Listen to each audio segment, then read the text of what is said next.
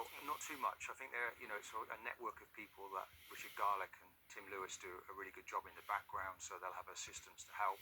But nonetheless, it's not an ideal timing. And he's a role model, of course, isn't he? He sorts out the contracts for all the players. You're going to have a situation coming up with Saliba. Maybe his contract's going to be, clubs will come after him. So I'm really disappointed, shocked.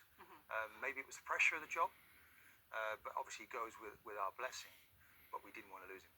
Okay, well, I'm a bit conscious that Ezra Collective were a bit outnumbered in terms of Chelsea side, right? So we need to give Chelsea some love right now. Rachel, I'm coming to you because I suppose the whole talk going into the weekend's game is around Cole Palmer and potentially him being a doubt. So who else needs to step up in that? Yeah, because we just said about Odegaard being, it's not about that one player, but ultimately it has a massive impact on the team's performances, and Cole Palmer is that player for Chelsea. How important is he to Chelsea this weekend?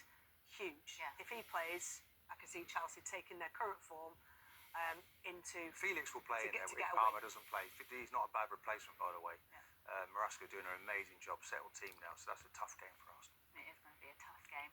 Well, let's move from the top to the foot of the Premier League table right now. Wolves and Southampton, the current bottom two, meet today at Molineux, and Tom Gale is there for match of the day.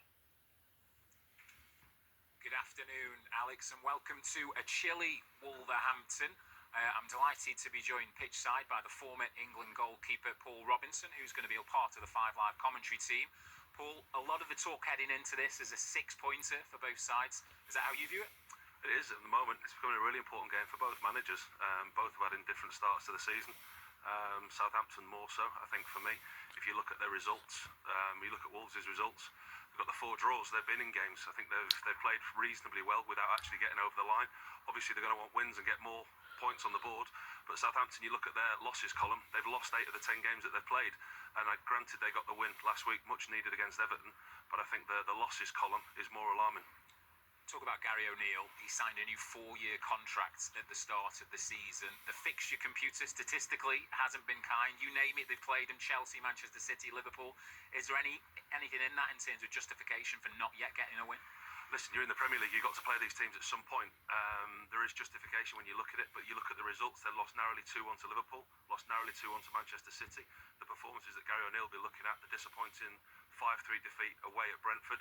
Chelsea scored 6 goals here, so defensively they are susceptible. I think if you take last season into consideration as well, it's 22 games since Gary O'Neill's Wolverhampton Wanderers have kept a clean sheet, which isn't the type of statistic that you want going against you at this stage of the season. On the other foot, you referenced 8 losses for Southampton, but they have got a win. And you know, as a football player, that breeds confidence. How much are things starting to click under Russell Martin?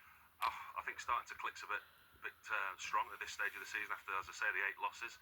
I think it will give them a huge amount of confidence, because the longer you go without a win, it's an issue and it becomes a talking point, and people in the media like ourselves, it's a stick that we used to beat them with. And I think I've watched Southampton a few times, and away from home I think they've been really poor, and you struggle to see where that win was going to come.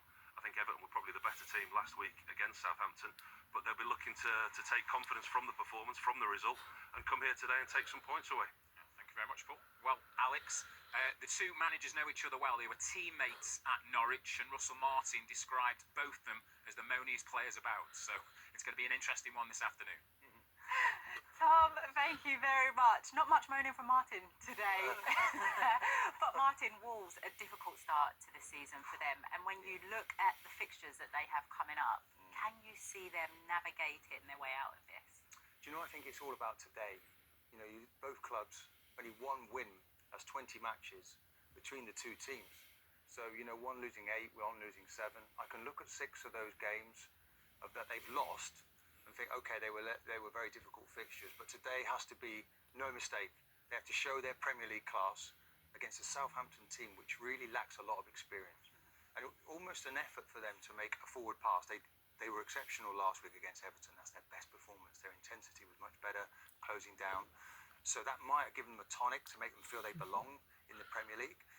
But I can't see Gary O'Neill sitting in front of another press conference. That's 20 games now without a win in the Premier League and getting through that press conference and really staying in the job. When you're looking ahead to the international break coming up? Definitely. Yeah, because that would be a window, wouldn't it, for the people above to be going, okay, we need a change. and this seems a reasonable time to make a change because it's time for the new manager coming in to work with players whilst the international break's on and there's no Premier League fixtures. But you looked ahead of the fixtures for Wolves, this could be the catalyst today. This could be the starting point because a lot of those games coming up are winnable games. Teams are in and around where they are. Is it hard? Because do you struggle when you look at the Wolves side and you're like, what's the identity of that team now? Well, that's it since Nuno left, and a lot of because under Nuno it was a very Portuguese team, and that was their identity, wasn't it? You know, you played a There's real a sympathy kind of. though, isn't there? Because he lost Neto and Kilman. You know, they're good players that he didn't really want to lose. But I think there's still enough there. What's their identity? Though? Like under Well- Gary O'Neill. Well, yeah, I get it. They come back well in games. The last couple of matches, they've got some decent results, and maybe they're clinging to that, and they feel. But I do feel by now they should have the quality. I mean, Southampton haven't really. They're a young group, so you're in that Wolves dressing room. I'd rather be in the Wolves dressing room today, but you want a united stadium. The fans need to stay with him, and at the moment, they're not sure.